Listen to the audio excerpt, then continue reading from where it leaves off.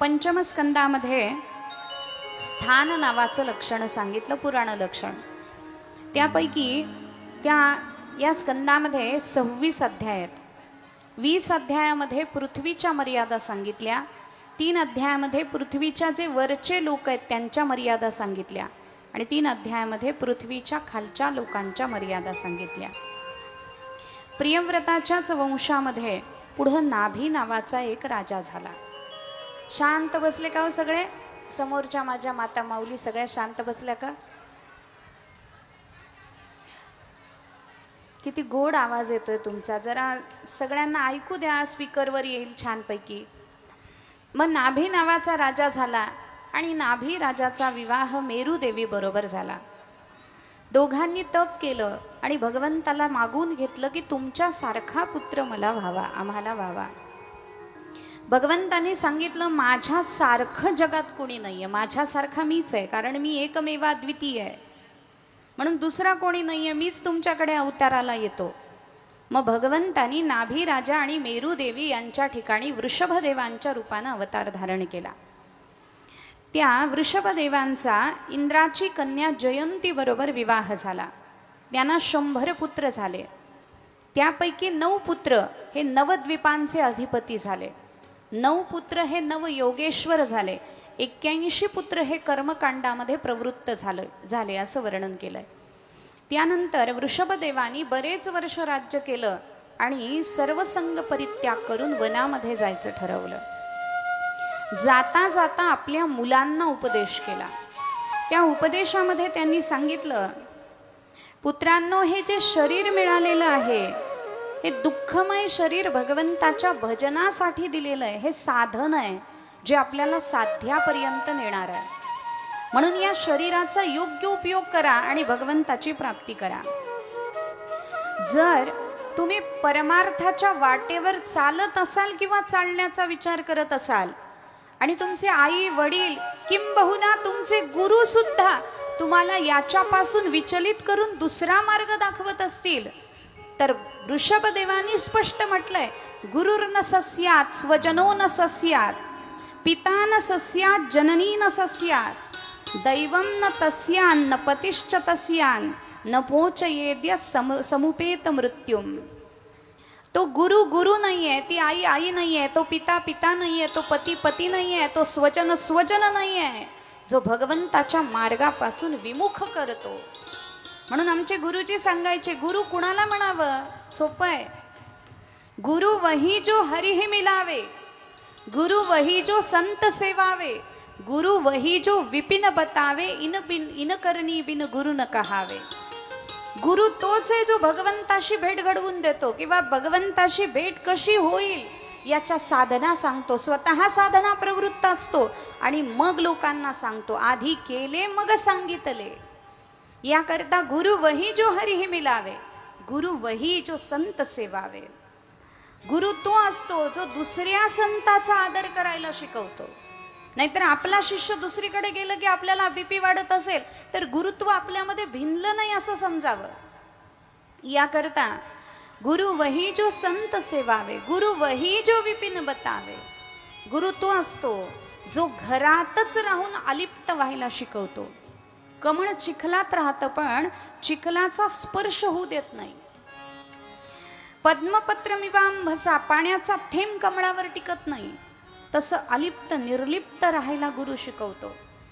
आमचे गुरुजी सांगायचे, पाण्यामध्ये नाव असेल तेव्हा काय होतं? तरुण जाणं होतं. नदीमध्ये नाव आहे आणि पाण्यावरून नाव चालू आहे, ती पहिलं तीराला पोहोचवणारी आहे. पण नावेला जर छिद्र पडलं आणि नावेत पाणी आलं तर मात्र बुडावं लागतं. म्हणून संसारात आपण असलो काही बिघडत नाही, पण संसार आपल्यात आला मग मात्र बिघडायला सुरुवात होते. म्हणून वृषभदेवानी तो उपदेश केला आणि उपदेश करून वृषभदेव अजगर वृत्तीचा स्वीकार करून जंगलामध्ये राहायला लागले. मिळेल तर खायचं, मिळालं तर खायचं, अशी अजगर वृत्ती स्वीकारली. निद्रा घ्यायला लागले, हरिचिंतनामध्ये आत्मचिंतनामध्ये राहायला लागले. आणि त्यानंतर वृषभदेवानंतर भरतजी राज्यावर बसले. विश्वरूपाची कन्या पांचजनी हिच्याबरोबर भरतजींचा विवाह झाला. शुकाचार्यांनी वर्णन केलंय, भरतजींनी 1 कोटी वर्ष राज्य केलं. 1 कोटी वर्ष राज्य केल्यानंतर भरतजींना वैराग्य झालं आणि त्यांनी ठरवलं आता सर्वसंग परित्याग करायचा आणि वनामध्ये जायचं. ते वनामध्ये गेले. एकछत्री साम्राज्यावर तुळशीपत्र ठेवलं आणि भरतजी वनामध्ये गंडकी नदीच्या काठावर आले. तिथं एक पर्णकुटी बांधली आणि त्या पर्णकुटीमध्ये ते राहायला लागले.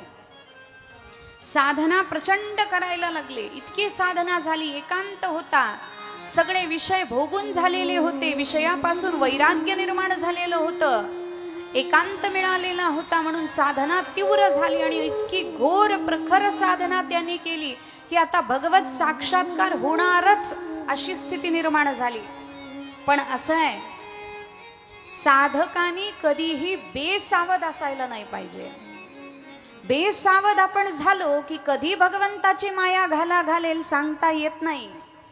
देव सुद्धा म्हणतो मम माया दुरत्या, माझी माया फार कठीण आहे. आणि मग एके दिवशी असंच झालं, भरतजींचा अधिकार तर पूर्ण तयार झालेला आणि गंडकी नदीच्या काठावर गेले, तर्पण करायला लागले पितरांना. तर्पण पितरांना करतात, अर्पण देवाला करतात आणि समर्पण फक्त सद्गुरू आणि इष्ट देवतेला करतात. आणि तर्पण करायला लागले. तर्पणाचं सुद्धा एक शास्त्र आहे, तसं आपण देवाला गंध लावायचं सुद्धा एक शास्त्र आहे. देवाला गंध करांगोळीच्या जवळच्या बोटानं, ज्याला अनामिका म्हणतात, त्याच्यानंच लावला जातो.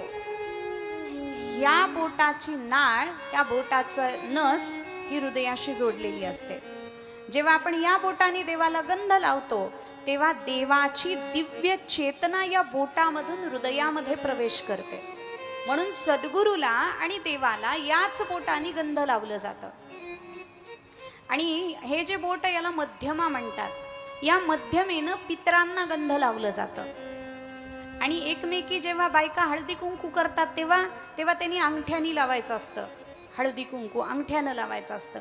पण बायका इतक्या हुशार झाल्या, 2 वेळा, एकदा हळदीत अंगठा आणि एकदा कुंकवात अंगठा बुडवण्यापेक्षा 2 बोटाशी दोन्ही पाण्यामध्ये बुडवतात. एक हळदीत आणि एक कुंकवात, आणि असा टिपका देतात.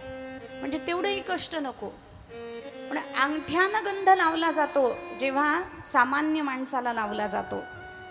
सामान्य माणसाच्या चेतनेशी आपला संपर्क जर आला या बोटानं तर त्याच्यातले दुष्टगुणही आपल्यात येण्याची संभावना असते.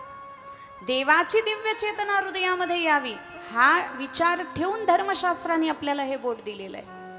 मला असं वाटतं, हे सगळं जरी धर्मशास्त्रानं केलेलं असलं तरी अंगठा का लोकांसाठी ठेवलाय, सामान्य लोकांसाठी? जगाला अंगठाच दाखवायचा असतो, लक्षात घ्या. जगाला अंगठाच दाखवायचा, आणि जे सर्वस्व आहे ते फक्त भगवंताला द्यायचं आणि सद्गुरूला, बाकी कुणाला नाही. म्हणून पूजेचे काही नियम आहेत, कशी पूजा करावी. यथा देहे तथा देवे, जे जे आपल्या देहाला लागतं ते आपल्या देवाला लागतं.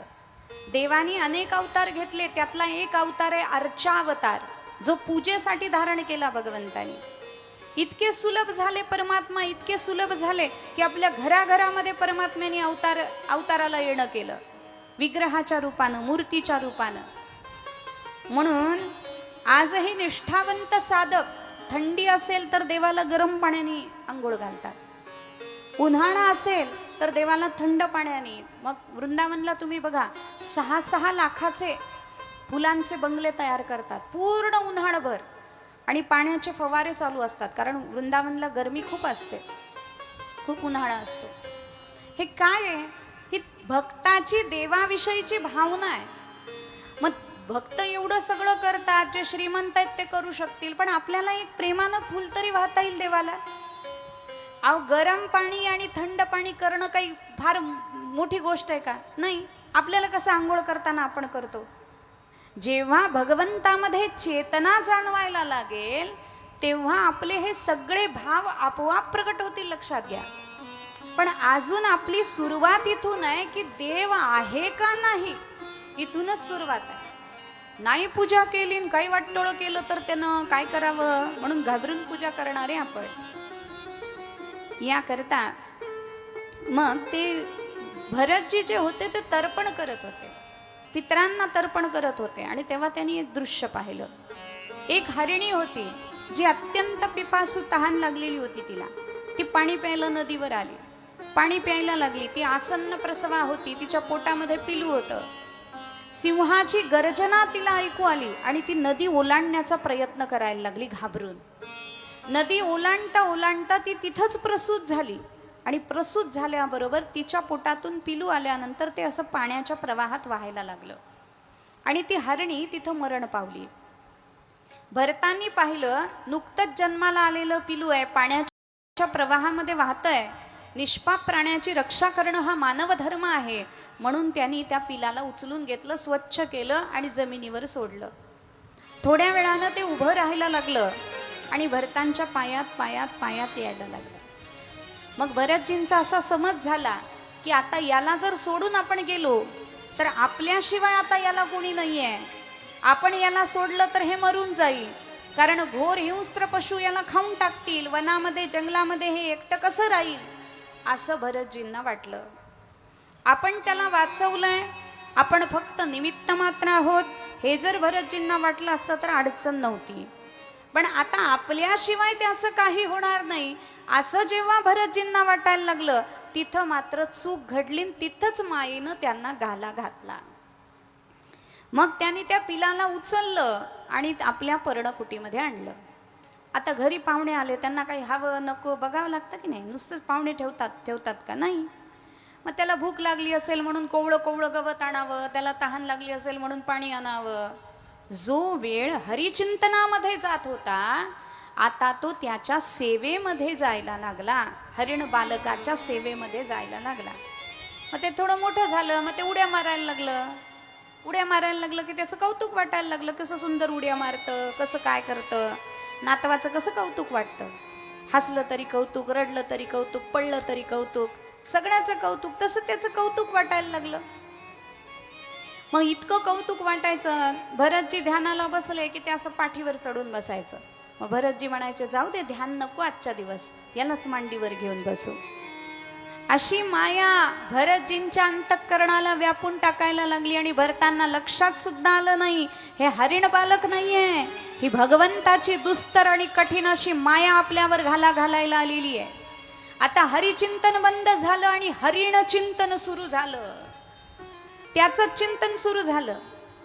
मग एके दिवशी त्यांनी त्याच्या भावंडांना पाहिलं, नातेवाईकांना पाहिलं, हरणाने गेलं ते त्यांच्या बरोबर कळपामध्ये. गेल्याबरोबर आता हे रडायला लागले, मला सोडून गेलं म्हणून.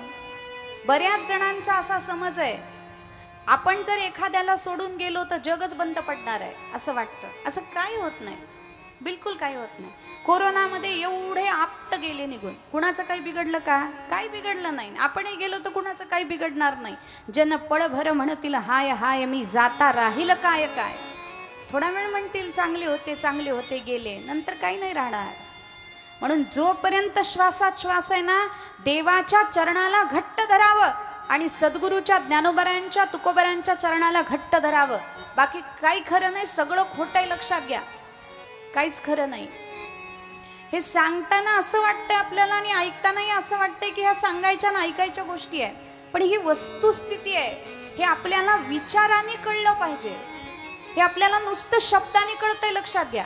आपण ते शब्द ऐकतोय, कानामध्ये घेतोय, मनामध्ये ते जातच नाहीये.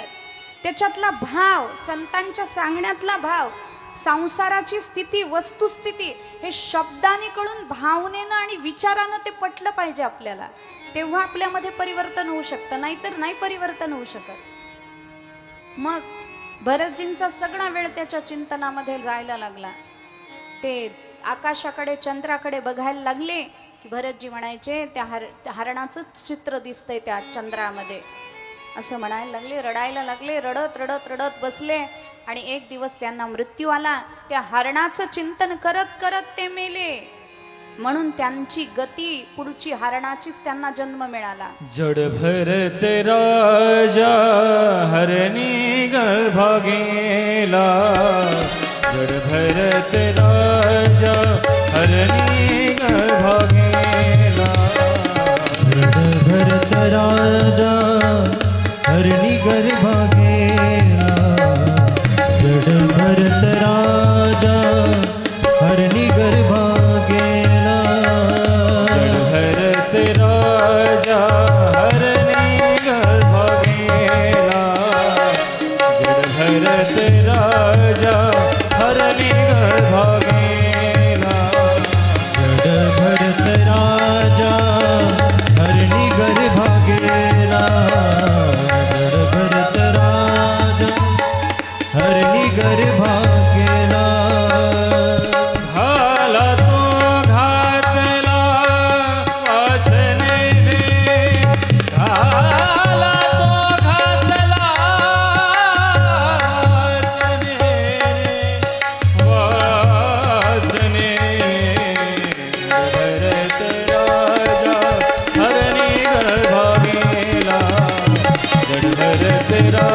राजा हरणी गर्भा गेला जड भरत राजा हरणी गर्भा गेला घाला तो घातला वासने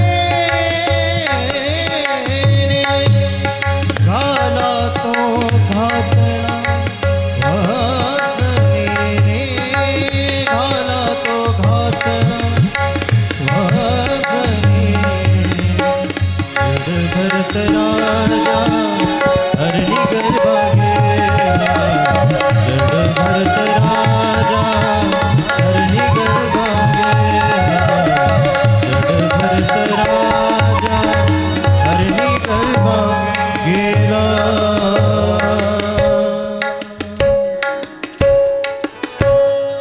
जड भरत राजा हरणी गर्भा गेला घाला तो घातला वासनेने. आणि मग पूर्वस्मृती जागृत होती म्हणून हरिण जन्मातही ठरवलं कुणाशी संबंध ठेवायचा नाही, एकटंच ते हरिण राहायला लागलं. तो जन्म संपला. पुढं अंगिरस गोत्राच्या ब्राह्मण कुळामध्ये त्यांना जन्म मिळाला. भरतजींना मनुष्य देह प्राप्त झाला, वाढायला लागले. आई वडिलांनी 4 महिने गायत्री मंत्र शिकवण्याचा प्रयत्न केला पण शिकून घेतला नाही. त्यांना वाटलं आज गायत्री मंत्र शिकलो, उद्या वेदपाठ करायला शिकवतील, मग प्रवचन करा म्हणतील. या सगळ्या व्यापातच पडायचं नाही.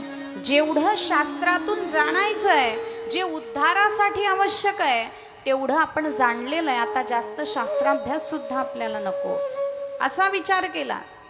आणि विचार करून एकटेच भरतजी बसायला लागले. काही शिकत नसत, काही बोलत नसत. म्हणून लोकांना वाटलं की यांची बुद्धी जड आहे, म्हणून त्यांना जड भरत असं नाव प्राप्त झालं. आणि मग पिता काही कालांतरानं वारले, आई सती गेली. आता भावजयांच्या हातामध्ये जड भरतजी पडले. त्यांना घरातली सगळी कामं भावजया लावत होत्या आणि घरातली सगळी कामं दिवसभर केल्यानंतर रात्री खराब झालेलं अन्न त्यांना खायला दिलं जात असे. पण कधीही भरतजींनी त्याच्याबद्दल तक्रार केली नाही. अन्न हे पूर्ण ब्रह्म म्हणून त्याचा स्वीकार त्यांनी केला. भावांनी विचार केला हा दिवसभर घरात काम करतो मात्र रात्री शांत झोपतो, तर याला शेताच्या रखवालीसाठी पाठवावं. म्हणून रात्री शेताच्या रखवालीसाठी पाठवण्यात आलं. आणि भरतजी एका दगडावर बसले होते. त्याच गावामध्ये चोराचा एक सरदार राहत होता. त्यानं भद्रकाली मातेला नवस बोलला होता की जर मला मुलगा झाला तर मी तुला नर बळी देईन. बळी द्यावी का न द्यावी याच्यावर एक स्वतंत्र विचार आपल्याला करता येईल, जो आपण पुढं करणार आहे. बळी देणाऱ्यांसाठी एक विशेष नरकाची स्थापना देवानं करून ठेवलेली आहे. बळी दिल्यानंतर परमात्मा संतुष्ट होतात हा केवळ गैरसमज आहे, लक्षात घ्या. बळी आपल्या अहंकाराचा द्यायचा असतो, बळी आपल्या विकारांचा द्यायचा असतो. मग त्या चोराच्या सरदारानं नवस बोलायला आणि त्याला पुत्र व्हायला गाठ पडली. त्याला वाटलं नवस बोलला म्हणूनच पुत्र झाला. मग आता माणसाला बोलवलं बळी द्यायला. त्या माणसाला कळलं की आपल्याला बळी दिलं जाणार आहे, तो गेला पळून. मग चोरांना सांगितलं दुसरा शोधून आणा. सगळे चोर निघाले आणि शिळेवर बसलेले जड भरतजी त्या चोरांना दिसले. त्यांनी त्या भरतजींना उचललं. भरतजींनी विचारलं सुद्धा नाही मला कुठं नेता म्हणून. उचललं, गुहेमध्ये आणलं. भद्रकाली मातेची भव्य अशी मूर्ती होती, तिथं भरतजींना आणलं. अभ्यंग स्नान त्यांना करवण्यात आलं. त्यांनी ते स्नान केलं. रेशमी वस्त्र घालण्यात आली, त्यांनी ती परिधान केली. त्यांना भोजनासाठी पंचपक्वान्नाचं ताट समोर आलं. त्यांनी पोटभर भोजन केलं. रोज खराब झालेलं अन्न होतं म्हणून देवाकडे तक्रार नव्हती. आज पंचपक्वान्न आहेत म्हणून आनंदही नव्हता. ज्याला सुख होतं त्याला दुःख होणार, ज्याला स्तुतीनं उकळ्या फुटतात त्याला निंदेचं दुःख होणार म्हणजे होणार. म्हणून तुल्य निंदा स्तुतीर मौनी संतुष्टो येन केनचित, ही साधूची स्थिती असली पाहिजे.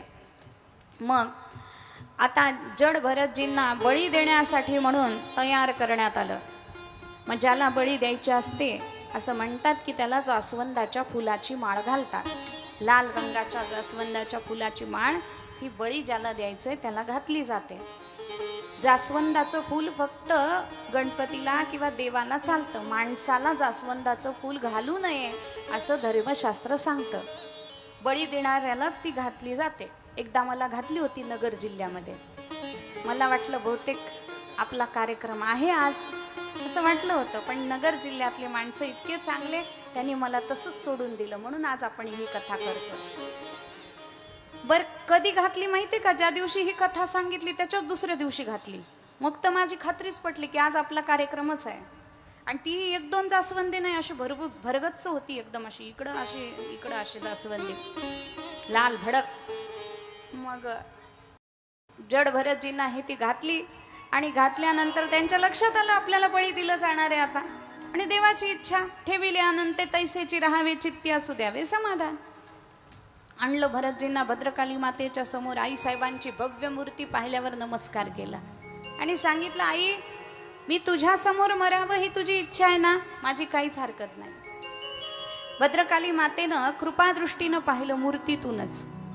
आणि मग तो खडग घेतलेला मनुष्य उभा राहिला. धूपदीपांचा सुगंध दरवळायला लागला, वाद्य वाजायला लागली, भयानक असा ध्वनी उमटायला लागला.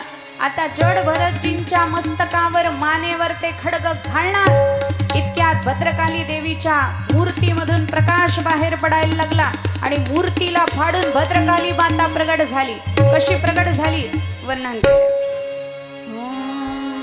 अनादि निर्गुण निर्गुण प्रगटली भवानी. अनादि निर्गुण निर्गुण प्रगटली भवानी. महिषासुर महिषासुर मर्दना लागुनी. महिषासुर महिषासुर मर्दना लागुनी. विविध तापाची तापाची करावया झाडणी. विविध तापाची तापाची करावया झाडणी. भक्ता लागी तू पावसी निर्वाणी. बाबाजी निर्वाणी. आईचा जोगवा जोगवा जोगवा मागे.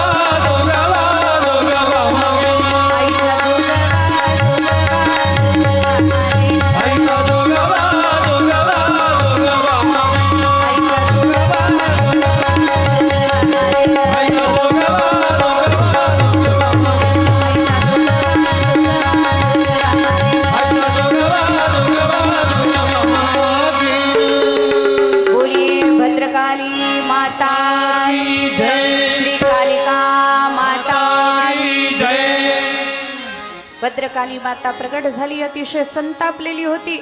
मैयानं सगळ्या जे चोर तिथं होते सगळ्यांची मस्तक कापून टाकली, त्यांच्या रक्ताचं पान करायला लागली, उन्मत्त झाली. जड भरतजींचं संरक्षण केलं. सगळ्यांना मारल्यानंतर जड भरतजींनी भगवतीच्या चरणावर मस्तक ठेवलं आणि सांगितलं, आई शांत हो, शांत हो. म्हटल्यावर आई साहेब शांत झाल्या. भगवती अंतर्धान झाली आणि अंतर्धान झाल्यानंतर जड भरतजी तिथून निघाले. जड भरतजी तिथून निघाले आणि नदीच्या काठावर येऊन बसले. आता कोणी पुढे येऊ नका बरं. भरतजी नदीच्या काठावर येऊन बसले आणि नदीच्या काठावर येऊन बसल्याबरोबर तिथून रहुगण नावाचा एक राजा निघालेला होता. रहुगण राजा 4 जण त्याच्या पालखीला वाहत होते आणि तो कपिल भगवंताकडे ज्ञानप्राप्तीसाठी म्हणून निघालेला होता. तेव्हा रहुगण राजाच्या 4 पालखीवाल्यापैकी एक पालखीवाला पळून गेला. पालखी वहन करणारा पळून गेला. रहुगणाने सांगितलं, दुसऱ्या माणसाची योजना करा. 4थ्या माणसाला शोधायला सगळेजण निघाले. कोणी सापडेना. भरतजी दिसले. त्यांना सांगितलं पालखी व्हायची, चला. भरतजी तिथून निघाले, पालखी व्हायला आले आणि सहज पालखी उचलून घेताना पालखीत कोण बसलं याच्यावर भरतजींची नजर गेली. त्यांच्या लक्षात आलं की हेच ते हरिण आहे जे आपल्या संगतीमध्ये राहून आज राजा झालं आणि त्याच्या संगतीमध्ये राहून आपल्याला 3 जन्म घ्यावे लागले. म्हणून संत संगती कशी चांगली असते किंवा संत संगती काय कमाल करते बघा. हरिण म्हणून ते आलेलं, त्याला काही तो काही संत म्हणून ते हरिण आलं नव्हतं, पण अनायासे जरी संतांचा संग झाला तरी जीवनाचा किती उत्कर्ष होतो याचं उत्कृष्ट उदाहरण आहे. आणि मग भरतजींनी पाहिलं तेच हरिण राजा झालेला आहे. काही बोलले नाहीत, पण पालखी वहन केली आणि शास्त्र सांगतं चालताना हातभर जागा बघत बघत चालावं. पायाखाली काही मरू नये अशी काळजी घ्यावी. निष्पाप प्राण्याची हत्या होऊ नये याची काळजी घ्यावी. म्हणून भरतजी तसं चालत होते. मग जंगलाचा रस्ता, काही किडा मुंगी आली तर पाय इकडं तिकडं पडायचा आणि पालखी हलायची. पालखी हल्ली की त्या आतमध्ये बसणाऱ्याला म्हणजे रहुगणाला असं डोक्याला आदळायचं. मग त्याला त्रास व्हायला लागला. तो बोलायला लागला, काय रे तुम्हाला पालखी वहन करता येत नाही का नीट? तेव्हा तिघांनी सांगितलं, नवीन आधीचे होते त्यांनी, की आम्ही नीटच चालतोय पण जो नवीन आलेला आहे तो नीट चालत नाहीये म्हणे. मग रहुगणाने त्याला विचारलं, काय रे तुला माझा भार होतो का शरीराचा? माझ्या शरीराचं वजन होतं का तुला? तेव्हा आयुष्यात पहिल्यांदा जड भरतजींनी तोंड उघडलं. ते बोलायला लागले, राजा स्थूलता, कृशता, आधी, व्याधी, भूक, तहान हे शरीराचे धर्म आहेत, आत्म्याचे धर्म नाहीत. आणि मी शरीर नाही असा माझा निश्चय पूर्ण झालेला आहे. म्हणून मला कुणाचा भारही होत नाही आणि मला कुणाची काही चिंताही वाटत नाही. त्यांनी स्तुती केली तरी बरं वाटत नाही, निंदा केली तरी दुःख वाटत नाही म्हणून हे माझे धर्म नाही आहेत. मी आत्मस्वरूप आहे, अहम ब्रह्मास्मी या वृत्तीवर मी निश्चल आहे.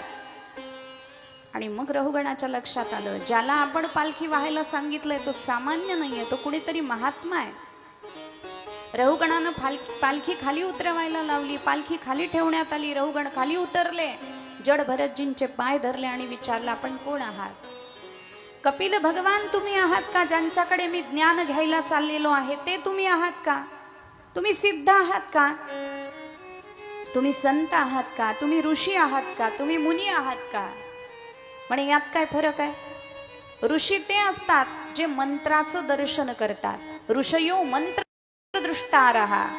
मंत्राचं साक्षात दर्शन ज्यांना होतं त्यांना ऋषी म्हणतात. जे मनन करतात ते मुनी असतात. चमत्कार ज्यांच्या जीवनामध्ये घडतात ते सिद्ध असतात. आणि संत हे सिद्धाच्याही वरची अवस्था आहे. संतत्व हे भगवंताचंच स्वरूप असतं.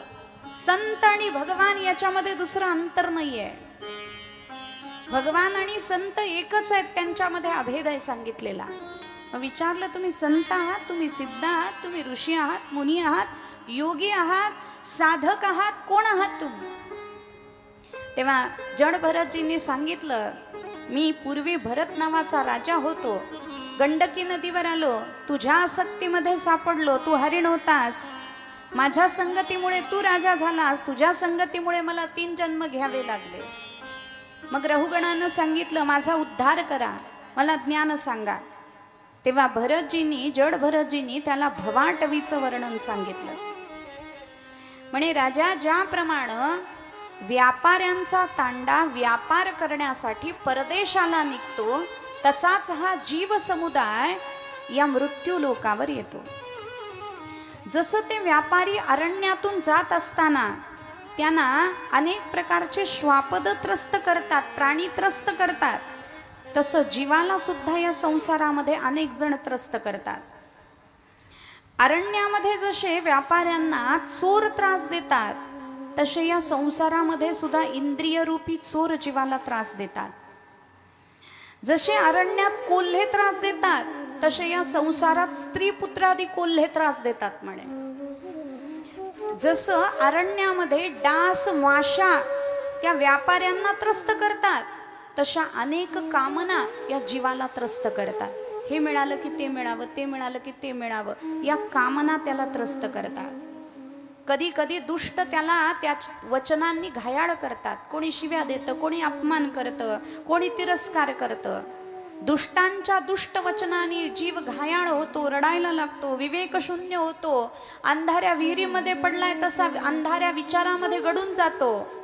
कधी कधी तो जीव समुदाय पैशाच्या लोभानं एकमेकाशी वैर करतो. कधी कधी व्यापारिक संबंधामुळे जसे व्यापारी एकत्र येतात, तसे जीव समुदाय एकत्र येतात. मग कुणाची सोयरीक होते, कोण कुणाचा पती होतो, कोण कोणाची पत्नी होते. पण हे सगळं कसं आहे? म्हणे 2 ओंडक्यांची होते सागरात भेट, एक लाट तोडी दोघा पुन्हा नाही गाठ, क्षणिक तेवी आहे बाणा मेळ माणसांचा. तुम्ही जर केदारनाथ बद्रीनाथला गेलात तर तिथं प्रयाग दिसतील, रुद्रप्रयाग, कर्णप्रयाग, असे बरेच प्रयाग दिसतील. 2 नद्या एकत्र येतात तिथं, 2 प्रवाह एकत्र येतात. मग कधी कधी काय होतं, पाऊस आला, हिमालयात झाडं पडली की मग त्या पावसातल्या त्या झाडाचा एखादा उंडका इकडून वाहत येतो, एखादा उंडका इकडून वाहत येतो. वाहत वाहत वाहत जिथं त्यांचा संगम होतो प्रयागचा, तिथं ते दोन्ही उंडके एकत्र येतात. मग ते उंडके बराच वेळ एकत्र वाहतात आणि पुन्हा एखादं काहीतरी असा अडथळा त्याला लागतो की ते 2 ओंडके जे असतात ते वेगळे होतात, विभक्त होतात. तसंच माणसाचं जीवन आहे. म्हणे 84 लक्ष योनी फिरत फिरत फिरत तो इथं येतो. या जन्मामध्ये कोणी कोणाचा भाऊ होतं, कोणी कोणाची बहीण होते. थोडा वेळ ते एकत्र चालतात आणि मृत्यू त्या दोघांनाही विभक्त करून टाकतो. म्हणून माणसानं मैत्री त्याच्याशी करावी जो आधीही होता, आत्ताही आहे आणि नंतरही राहणार आहे. असा कोण आहे? असा फक्त परमात्मा आहे, जो आधीही होता, आत्ताही आहे आणि पूर्वीही राहणार आहे, नंतरही राहणार आहे.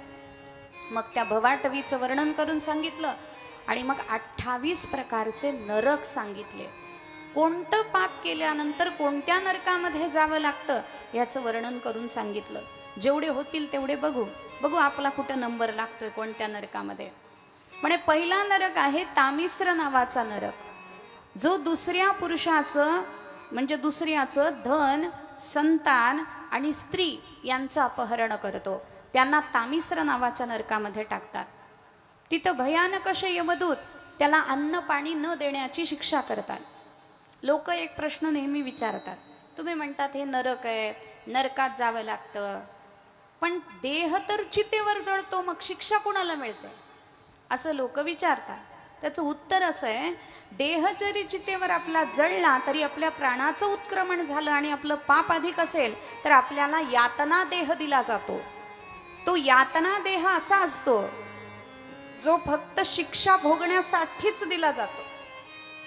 त्या देहाचं वैशिष्ट्य असं आहे की त्याला दुःख खूप होतं, वेदना खूप होतात, त्रास खूप होतो, पण मरता येत नाही, अशी त्याची अवस्था होते. बघा तुम्ही, बऱ्याच वेळाला एखादा दुर्धर आजार झाला ना, लोक म्हणतात अहो याच्यापेक्षा मेलेलं बरं, सुटका झाली असं म्हणतात. म्हणजे मृत्यूपेक्षाही कठीण वेदना या नरकामध्ये दिल्या जातात, कठीण त्रास या नरकामध्ये दिला जातो. आणि पुन्हा लोक म्हणतात अहो झालं आमच्याकडनं पाप कर्मन, गेलो नरकामध्ये, किती दिवस ठेवतील? 1 दिवस ठेवतील, 2 दिवस ठेवतील, 3 दिवस ठेवतील. धर्मशास्त्र म्हणतं तसं नाही. त्याच्या अंगावर जेवढे केस आहेत तेवढे वर्ष त्याला नरकामध्ये राहावं लागतं. ब्रह्मवैवर्त पुराणकार सांगतात एका नरकामध्ये गेलं की 28 प्रकारची कुंड, 86 प्रकारची कुंड भोगून बाहेर यावं लागतं. 28 प्रकारचे नरक आहेत आणि प्रत्येक नरकात 86 प्रकारची कुंड आहेत. म्हणजे तामिश्र नरकामध्ये गेलं, मूत्राचं कुंड आहे, रक्ताचं कुंड आहे, विष्ठेचं कुंड आहे, अश्रूचं कुंड आहे, कफाचं कुंड आहे, घामाचं कुंड आहे. त्या सगळ्या कुंडांमध्ये जाऊन मग बाहेर आणतात म्हणे. अशी नरकाची स्थिती आहे. पुढे आहे रौरव आणि महारौरव नावाचा नरक.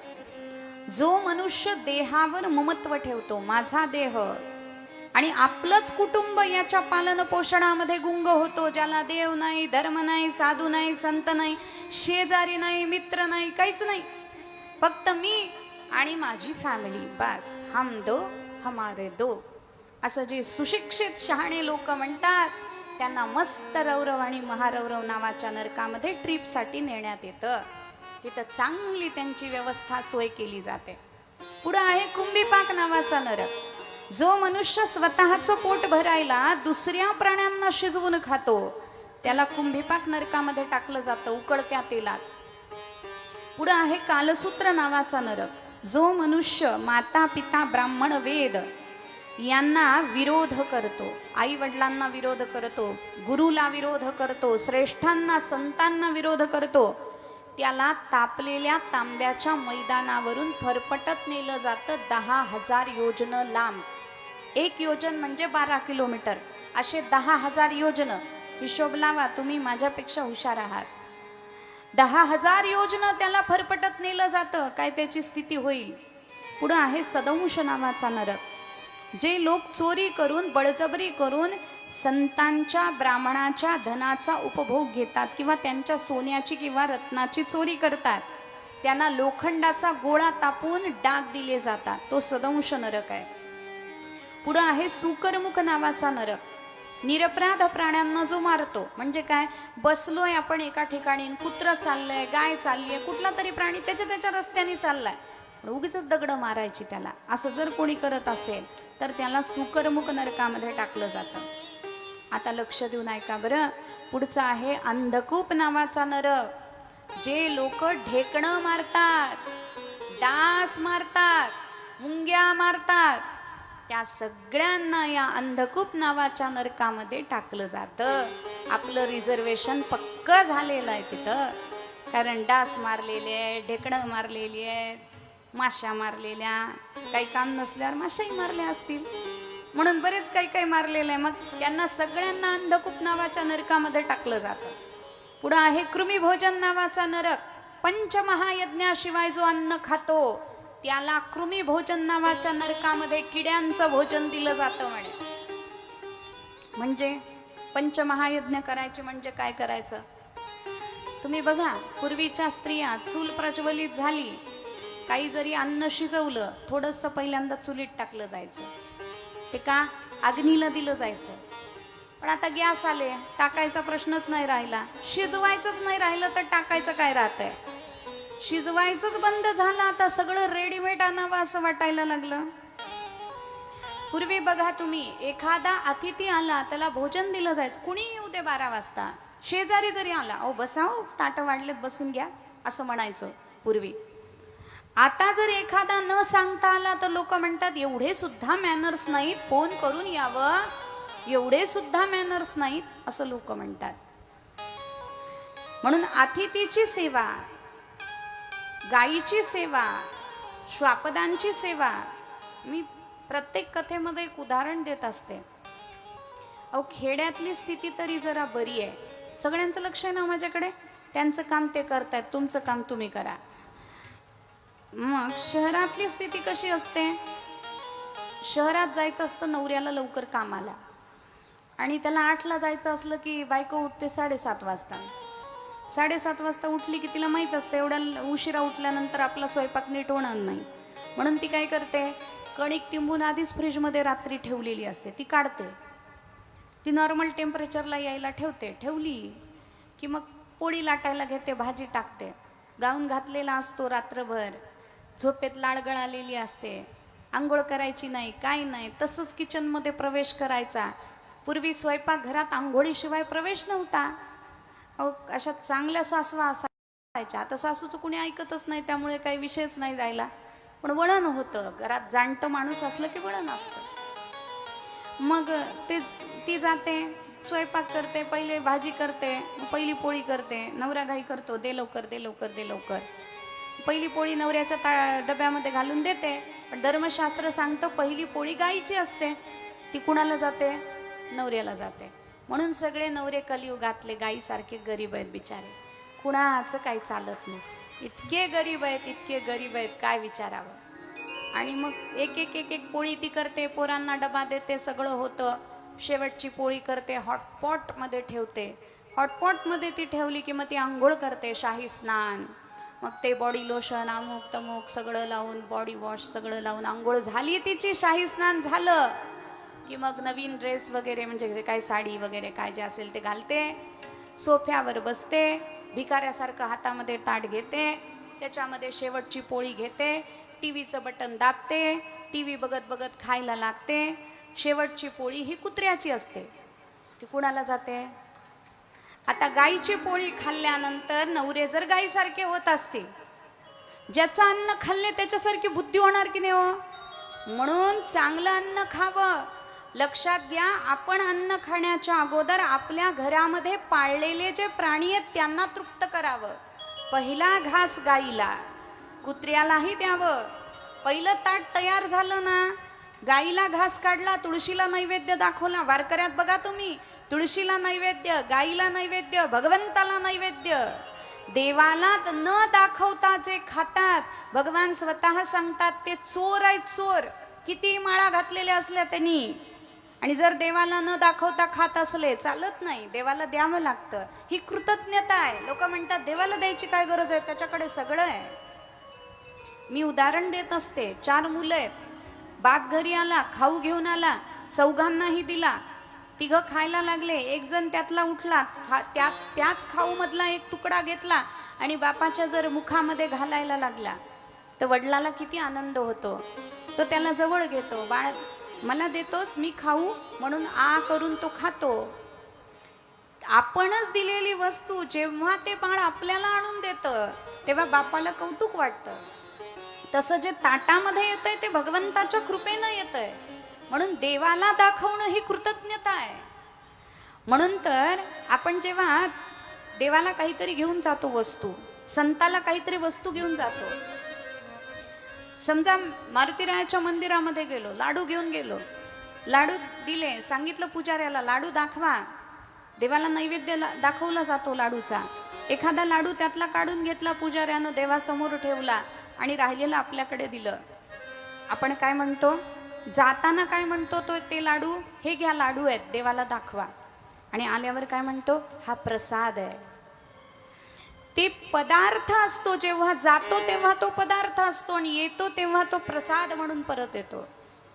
मग त्याचं वजन कमी होत नाही, काही नाही. मग देव काय करतो नक्की? देवाला ती वस्तू लागत नाही, देवाला देणाऱ्याचा भाव लागतो. देवाला ती कृतज्ञता लागते, देवाला तो भाव आवश्यक आहे. म्हणून तो भाव परमात्मा घेतात. भावग्राही जनार्दनः.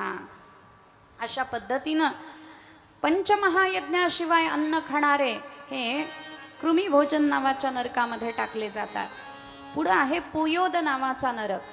जे शौच अशौच पाळत नाहीत, सुतक पातक पाळत नाहीत, महिन्याची अडचण पाळत नाहीत, त्यांना पुयोद नरकामध्ये टाकलं जातं. तिथं मलमूत्र आणि मांसाच्या कुंडामध्ये त्याला फेकण्यात येतं.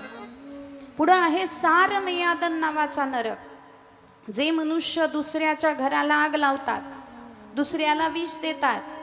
आग लावण्याचे, विष देण्याचे 2 प्रकार आहेत.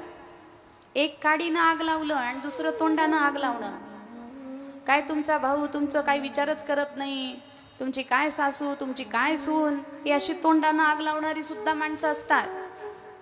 म्हणून रामचरित्र जेव्हा आपण ऐकतो ना, फार लक्ष देऊन ऐकलं पाहिजे रामचरित्र.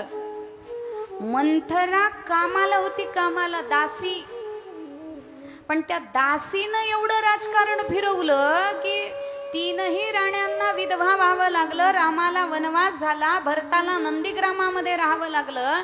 एक दासी जर एवढं करू शकते तर कोणीही काहीही करू शकतो, म्हणून सावध राहिलं पाहिजे. कुटुंब प्रमुखाची ही जबाबदारी आहे आणि कुटुंबातल्या सगळ्यांची सुद्धा ही जबाबदारी आहे. कान भरणारे खूप असतात, म्हणून कान भरणाऱ्याची नाही, काम करणाऱ्याची कदर करावी माणसाने. याकरता जे आग लावतात संसाराला दुसऱ्याच्या, जे विष देतात, दुसऱ्याचं घर मोडतात, त्यांना सगळ्यांना सारमेयादन नावाच्या नरकामध्ये टाकलं जातं. तिथं 720 कुत्रे त्याला एका वेळेस फाडून खातात म्हणे, असा तो सारमेयादन नावाचा नरक आहे. पुढं आहे आयप्पान नावाचा नरक. जे मद्यपान करतात त्याला तापलेल्या लोखंडाचा रस त्याच्या तोंडामध्ये ओतला जातो, तो आयप्पान नावाचा नरक आहे. जे श्रेष्ठाचा अपमान करतात त्यांना क्षारकर्दम नावाच्या नरकामध्ये टाकलं जातं. आणि जे नरमेध यज्ञ करतात, नरबळी देतात, कोणत्याही प्राण्याची बळी, पशुची बळी देवतांसमोर देतात, त्यांना रक्षोगण भोजन नावाच्या नरकामध्ये टाकलं जातं. आणि त्या नरकामध्ये कुऱ्हाडीनं त्याच्या शरीराचे छोटे छोटे तुकडे केले जातात, असा तो रक्षोगण भोजन नावाचा नरक आहे. आता हे नरकाचं वर्णन ऐकलं आणि परीक्षित राजाला थोडीशी भीती वाटायला लागली. परीक्षित राजा बोलायला लागला, महाराज अहो काय सांगताय, ढेकूण मारला तरी नरकात जावं लागतं, डास मारला तरी नरकात जावं लागतं, चुकून आमच्याकडून अशी कितीतरी पातकं झालेली असतील, मग आम्ही नरकात जाणार का? शुकाचार्यांनी सांगितलं, राजा घाबरू नकोस, ज्यांनी भागवताला शरण जाणं केलं त्याला कधीच नरकात जावं लागत नाही. ज्यानं भगवंताचे चरण धरले, ज्यानं तुळशीची माळ घातली, ज्यानं पंढरपूरची वारी केली, ज्यानं ज्ञानोबरायांना गुरु मानलं, ज्यांनी तुकोबरायांना गुरु मानलं, त्यांना कधीही नरकामध्ये जावं लागत नाही, त्यांच्यासाठी पृथ्वी स्वर्ग बनून जाते. मग नरकातून तरुण जाण्याचा उपाय कोणता, हा प्रश्न जेव्हा परीक्षित राजाने केला तेव्हा अजामिळाचं चरित्र शुकाचार्य सांगायला लागले. आणि नरकातून उद्धरून जाण्याचा एकच उपाय आहे, ते म्हणजे भगवंताचं नाम. म्हणून म्हटलं, घेता नाम विठोबाचे, पर्वत जळती पापाचे. घेत नाम, घेत नाम, घेत नाम विठोबाचे, पर्वत जळती पापाचे, पर्वत जळती पापाचे, पर्वत जळती पापाचे. घेता नाम, घेता नाम, घेता नाम विठोबाचे, पर्वत जळती पापाचे, पर्वत जळती पापाचे, पर्वत जळती पापाचे.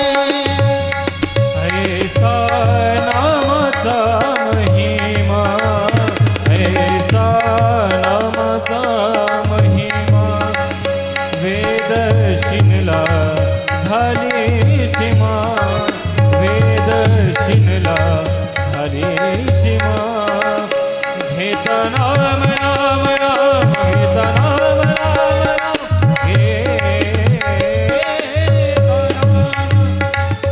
घेत नाम विठोबाचे, पर्वत जळती पापाचे, पर्वत जळती पापाचे, पर्वत जळती पापाचे. घेता नाम विठोबाचे, घेता नाम विठोबाचे, पर्वत जळती पापाचे, पर्वत जळती पापाचे, पर्वत जळती पापाचे. घेता नाम विठोबाचे, पर्वत जळती पापाचे. म्हणून याकरता आता या षष्ठ स्कंदामध्ये पोषण लावाची लीला सांगितली. भगवान भक्ताचं पोषण कसं करतात ते अजामिळाच्या चरित्रावरून सांगितलं. 3 अध्यायामध्ये नामप्रकरण, 14 अध्यायामध्ये ध्यान प्रकरण आणि 2 अध्यायामध्ये अर्चन प्रकरणाची व्यवस्था केली. मग सांगायला लागले, कान्यकुब्ज नगरीमध्ये एक मनुष्य राहत होता, ज्याचं नाव होतं अजामिळा. दासीपती रजामिला. आणि तो अजामिळा सदाचारी ब्राह्मण होता. सगळं चांगलं होतं, आई वडील होते, पत्नी होती, सगळं होतं. एके दिवशी तो अजामिळा वडिलांच्या आज्ञेवरून समिधा आणायला वनामध्ये गेला. समिधा गोळा केल्या, फुलं गोळा केली आणि ज्या रस्त्याने यायचं उशीर झाला म्हणून दुसऱ्या रस्त्याने तो निघाला. जाता जाता त्यानं एक दृश्य पाहिलं. एक स्त्री आणि एका पुरुषाची क्रीडा चालली होती. ती व्यभिचारिणी गणिका होती. क्षणभर त्यानं ते दृश्य पाहिलं, डोळे बंद केले आणि तो पुढे निघाला. पण त्या गणिकेच्या सौंदर्यानं त्याला एवढं आकृष्ट केलं की त्यानं आई वडिलांना सोडून दिलं, पत्नीला सोडून दिलं आणि तो गणिकेकडे, त्या वेश्येकडे राहायला लागला. त्या वेश्येपासून त्याला 9 मुलं झाली. 10व्या वेळेला ती गरोदर होती. आणि त्यांच्या गावामध्ये काही संत आले. त्या संतांनी पाऊस यायला लागला म्हणून एका घराचा आश्रय घ्यावा असं ठरवलं आणि हिचं दार वाजवलं. तिनं दार उघडलं, संतांना आतमध्ये घेतलं. संतांनी सांगितलं आम्हाला थोडा वेळ इथं विश्राम करायचा आहे कारण बाहेर प्रचंड पाऊस येतोय. तिनं सांगितलं हरकत नाही महाराज, पण मी एक गणिका आहे, व्यभिचारिणी स्त्री आहे, तुम्हाला चालत असेल तर राहा. संतांनी सांगितलं बरं झालं सांगितलंस, तू खरं बोललीस, सत्य बोललीस, म्हणून आम्ही सांगतो तेवढं कर. आता तू गरोदर आहेस ना, तुला एक पुत्र होईल, त्याचं नाव तेवढं नारायण ठेव. तिनं सांगितलं ठीक आहे महाराज. संत तिथून निघून गेले. पुढं ती प्रसूत झाली. मुलाचं नाव ठेवलं नारायण. आणि धाकटा नारायण होता म्हणून पित्याचं आणि तिचं सुद्धा त्याच्यावर अतिशय प्रेम होतं. आणि तो अजामिळा सतत त्या पुत्राचं नाव घ्यायला लागला. नारायण नारायण नारायण नाव घ्यायला लागला. नारायण जेवलास का, नारायण उठलास का, नारायण बसलास का, नारायण आलास का, नारायण उन्हात जाऊ नकोस, असं म्हणताना देवाचं नाव मुखाला यायला लागलं. म्हणून आमचे गुरुजी सांगायचे की घरामध्ये मुलांची नावं ठेवावीत ना, ती सुद्धा अशी ठेवावीत की देवाचं स्मरण व्हावं. आम्ही एका घरी गेलतो आणि तिथं 2 मुली होत्या. त्या स्त्रीला पहिली आली, तिनं नमस्कार केला. तिला विचारलं तुझं नाव काय? तिनं सांगितलं रेश्मा. म्हटलं बर. दुसरी आली, तिनं नमस्कार केला. तिला म्हटलं तुझं नाव काय? तिनं सांगितलं श्लेष्मा. म्हटलं कोणी ठेवलं नाव? म्हणे मम्मीनं ठेवलं. म्हटलं मम्मीला घे अंगणात. मम्मी आली. मम्मीला विचारलं मम्मी श्लेष्मा नाव कुठून ठेवलं तुम्ही? मग मम्मीनं सांगितलं दीदी रेश्मा आणि श्लेष्मा कसं सुंदर यमक जुळतं म्हणून मी ते नाव ठेवलं. म्हटलं चांगली गोष्ट आहे, पण श्लेष्मा शब्दाचा अर्थ माहिती आहे का तुम्हाला? तिनं सांगितलं नाही. मग मी म्हटलं मी सांगते आज. श्लेष्मा म्हणजे शेंबूड. श्लेष्मा शब्दाचा अर्थ आहे शेंबूड. नाव काय ठेवावं हे तरी कळलं पाहिजे की नाही. मग म्हणाली दीदी अगं बाई मला माहीतच नव्हतं. म्हटलं आपल्याकडे देवी सहस्त्रनाम आहे, राधा सहस्त्रनाम आहे, दुर्गा सहस्त्रनाम आहे. नावाची काही कमतरता आहे का आपल्याकडे? अजिबात नाही. चिंटू बंटू म्हणायची गरजच नाही आपल्याला. भरपूर नाव आहेत आपल्याकडे, भरपूर, जगात कुठं नसतील. आणि प्रत्येक नावाला एक अर्थ आहे. सार्थ नाव आहेत आपल्याकडे, सुंदर सुंदर नाव आहेत. मग आता त्या अजामिळाचं सारखं चिंतन व्हायला लागलं नारायण नामाचं. कसं चिंतन व्हायला लागलं आमच्या गुरुजींनी वर्णन केलंय. उष्णात नारायण खेळत आहे, गृहीच नारायण तो न राहे. नारायणाशी तळपाज पाणी, नारायणी रंगली विप्रवाणी. नारायणा वाचून मीन जेवी, नारायणा वीणन नीर सेवी. नारायणा धुंडुनी शीघ्र आणि, नारायणी रंगली विप्रवाणी. अजामिळाची वाणी नारायण नामामध्ये रंगून गेली. नारायण उन्हात खेळायला लागला वगैरे वगैरे म्हणून नारायणाचं चिंतन व्हायला लागलं. तसं तसं पाप नष्ट व्हायला लागलं. आणि मग एके दिवशी त्या अजामिळाचा मृत्यू जवळ आला आणि तो जर्जर होऊन पलंगावर पडला. त्याला प्रचंड वेदना व्हायला लागल्या. आमचे गुरुजी सांगतात माणूस मरायला लागला की त्याला 10,000 विंचू चावल्याच्या वेदना एका वेळेस भोगाव्या लागतात. प्रचंड वेदना व्हायला लागल्या, तो तडफडायला लागला, तळमळायला लागला. त्याला न्यायला यमदूत आले. त्या यमदूतांना बघून तो अतिशय घाबरला आणि समोर खेळणाऱ्या आपल्या नारायण नावाच्या मुलाला त्यानं पाहिलं आणि त्याच्या मुखातून शब्द निघाले, नारायणा धाव. नारायणा धाव म्हटल्याबरोबर त्याच क्षणी विष्णुदूत विमान घेऊन तिथं प्रगट झाले. विष्णुदूत आल्याबरोबर त्याला बरं वाटायला लागलं. यमदूतांनी विष्णुदूतांना पाहिलं आणि सांगितलं, अहो तुमचा रस्ता चुकला, हे तुमचं नाही, आमचं गिराईक आहे. यानं आयुष्यभर पाप केलंय. विष्णुदूतांनी सांगितलं, यानं आयुष्यभर काय केलं याच्याशी आम्हाला देणं घेणं नाही. आत्ता यानं आमच्या मालकाचं नाव घेतलंय म्हणून हा वैकुंठाचा अधिकारी झाला. यमदूतांनी सांगितलं, यानं तुमच्या मालकाचं नाही, याच्या मुलाचं नाव घेतलंय. तेव्हा विष्णुदूतांनी सांगितलं, याचा मुलगा जन्माला यायच्या आधी या जगामध्ये, या विश्वामध्ये नारायण नाव होतं आणि ते आमच्या मालकाचं होतं, म्हणून हा वैकुंठाचा अधिकारी झालेला आहे. मग म्हणे, अहो त्यानं तुमच्या देवाचं नाव घ्यायचं म्हणून घेतलं नाही, चुकून त्याच्या तोंडाला आलं. म्हणे, चुकून काय येईना. सांकेत्यम पारिहास्यम वास्तोभम हेलनमेव वा वैकुंठ नाम ग्रहणम अशेषागहरम विदुहु. एखाद्याने संकेत म्हणून देवाचं नाव घेतलं. तुमच्या गावामध्ये आलो आम्ही आणि विचारलं, इथं मारुतीचं मंदिर कुठं आहे? तुम्ही सांगितलं, असं जावा, सरळ जावा, वाकडं जावा, तिकडं जावा आणि मग तिथं येईल मारुतीचं मंदिर. आता मारुतीचं मंदिर असं म्हणताना मारुती हे तुम्ही नाव घ्यायचं म्हणून घेतलं का पत्ता सांगायचा म्हणून घेतलं? पत्ता सांगायचा म्हणून. म्हणून सांकेत्यम, तरी सुद्धा ते नाव कल्याण करतं. पारिहास्यम वा, लोक परिहास करतात. रिकाम टेकडे चालले भागवत ऐकायला, काम नाही धाम नाही, चालले भागवत ऐकायला, असं म्हणतात लोक. असं म्हणताना जरी त्यांच्या मुखाला भागवत नाव आलं तरी त्यांचं कल्याण होतं म्हणे. म्हणून सांकेत्यम पारिहास्यम वास्तोभम. एखाद्याला थंडी वाजायला लागली किंवा निरर्थक शब्द प्रयोग करायचा असला, कधी कधी काय होतं, चाल म्हणताना मध्ये शब्द कमी पडतात तिथपर्यंत जायला, मग राम आलापाच्या ऐवजी म्हटलं जातं. म्हणून स्तोभम, एखादा शब्द प्रयोग करायचा म्हणून सहज जरी देवाचं नाव घेतलं तरी सुद्धा ते कल्याण करतं. हेलनमेव वा, एखाद्याची हेटाळणी करण्यासाठी देवाचं नाव घेतलं तरी ते कल्याण करतं. आणि म्हणून याला वैकुंठाचे अधिकारी आम्ही करणार आहोत असं सांगण्यात आलं.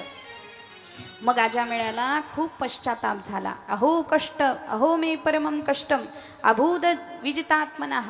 म्हणजे मी किती वाईट वागलो, देवाचं नाव चुकून तोंडाला आलं तर मी वैकुंठाचा अधिकारी झालो, मी श्रद्धेनं देवाचं नाव घेतलं तर माझं किती कल्याण होईल असं अजामिळाला वाटलं. मग विष्णुदूतांचं ते बोलणं ऐकून यमदूत यमाला विचारायला गेले की या अजामिळाला वैकुंठात न्यायचं का यमलोकामध्ये आणायचं? तेव्हा यमानं एक यादी दिली यमदूतांना की कुणाला यमलोकामध्ये आणायचं. बघा, यादी वाचून दाखवते म्हणजे आपण यमलोकात जाणार आहे का वैकुंठात जाणार आहे आपल्या लक्षात येईल.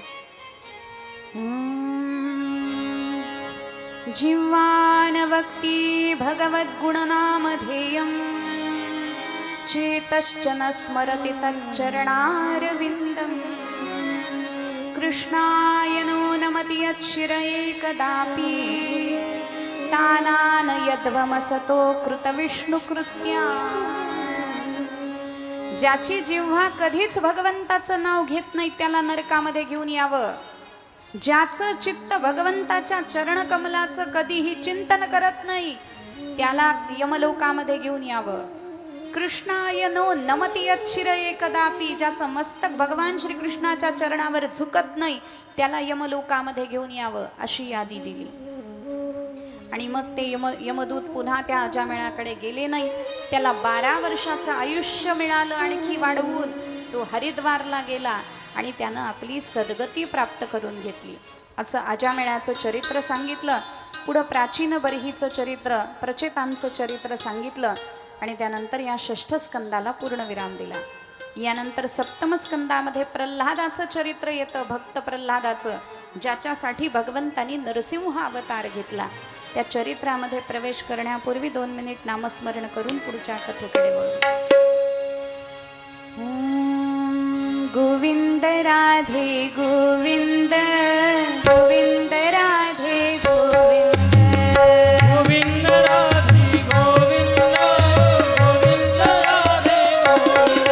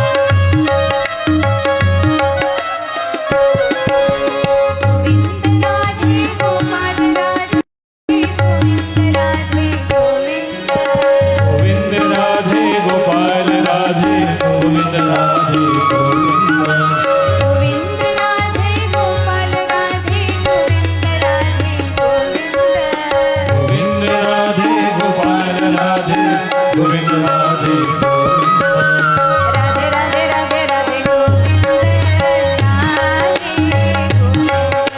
राधे राधे राधे राधे गोविंद राधे गोविंद राधे राधे राधे राधे राधे राधे गोविंद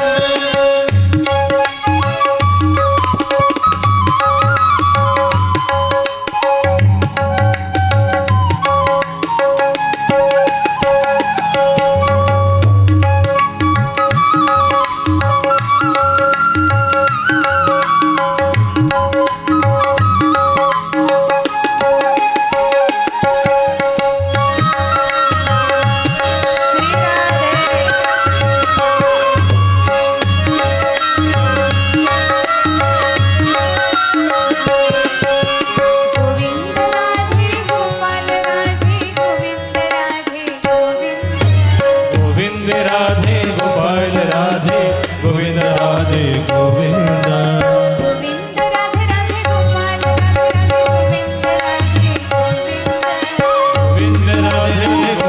राधे राधे गोविंद राधे गोविंद राधे राधे राधे राधे राधे राधे राधे गोविंद राधे गोविंद राधे राधे राधे राधे राधे राधे गोविंद राधे गोविंद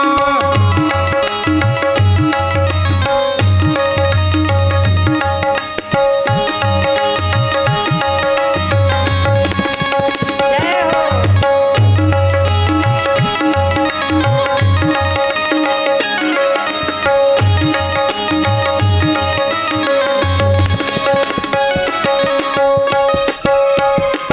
हरी बोल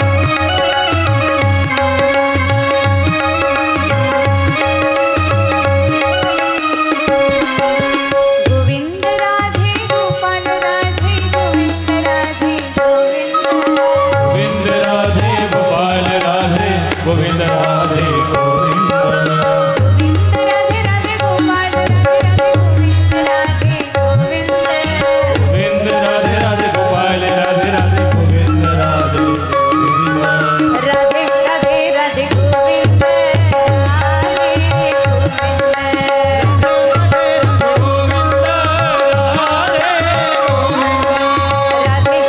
राधे गोविंद राधे राधे राधे गोविंद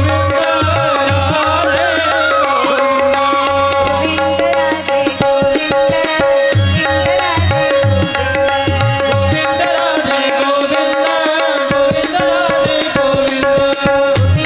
गोविंद राधे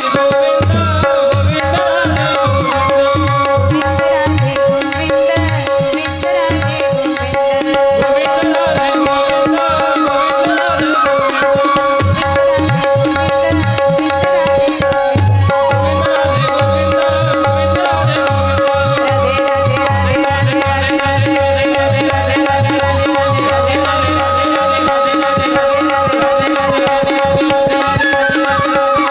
राधे गोविंद जय जय श्री राधे जय जय श्री राधे जय जय श्री राधे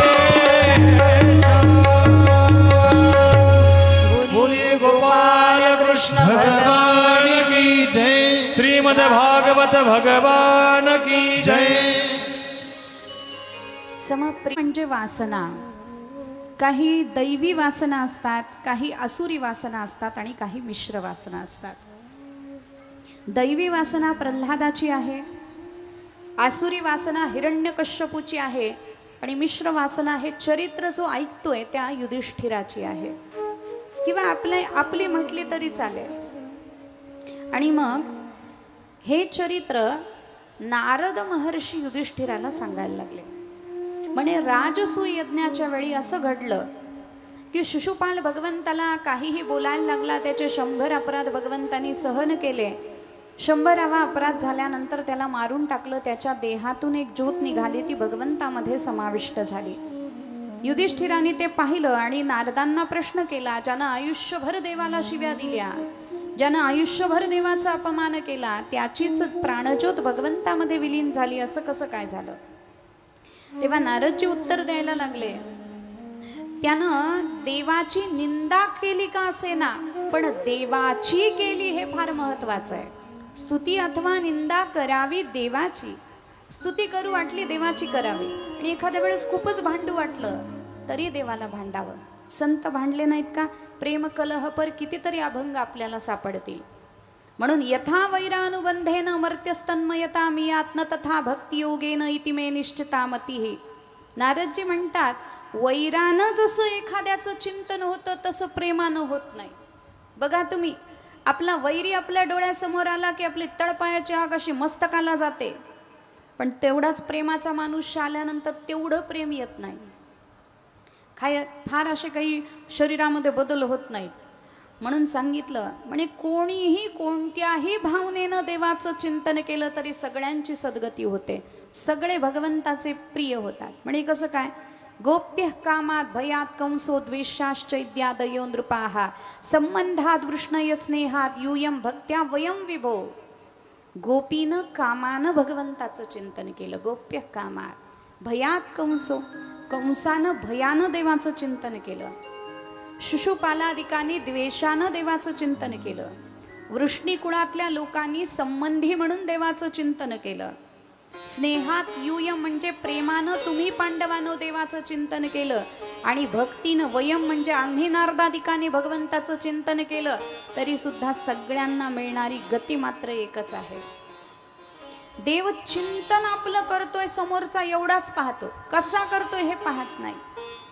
आणि म्हणून मग परीक्षित राजाने शुकाचार्यांना एक प्रश्न विचारला होता.